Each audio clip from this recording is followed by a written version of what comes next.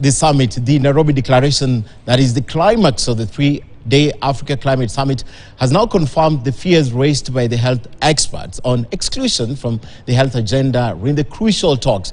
Now, they warn that leaving the health agenda out of the declaration will have adverse effects on the health and the welfare of communities in the continent that is already bearing the biggest brand of climate change. Gloria Milimo was at the conference and now reports.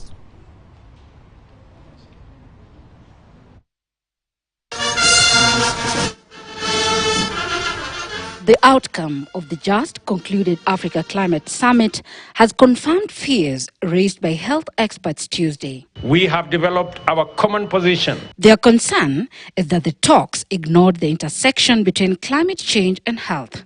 Whereas the demands raised in the declaration are crucial in addressing climate change in Africa, the experts say health is also as crucial as calls for global support to address climate and economic challenges bedeviling the region that dominated the three-day summit. What we anticipated was that we would have at least a little bit more on health on this declaration, and we have not seen that, and it's quite disappointing. They now warn that the exclusion will have a ripple effect on the health and well-being of communities in the region whose disease burden is already exacerbated by climate change at 29%. While mitigation is also important, I think there is much room for adaptation to be included. The effects of climate on health are significant. We see that with malnutrition, with the flooding, the fires, the droughts. People's health and livelihoods are at stake.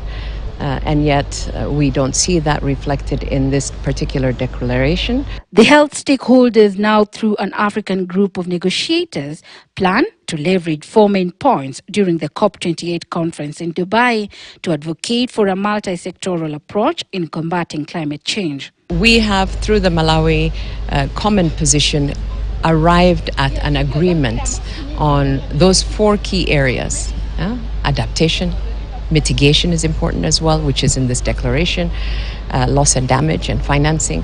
We have agreed that this common position needs to be socialized with our ministries of health, our ministries of environment and climate, and also our heads of state. The Nairobi Declaration is now what will be presented at the COP28 later in the year in Dubai as the continent's position on climate change.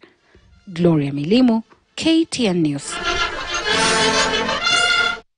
So this inaugural Africa Climate Summit included negotiations and, of course, the discussions around climate action, the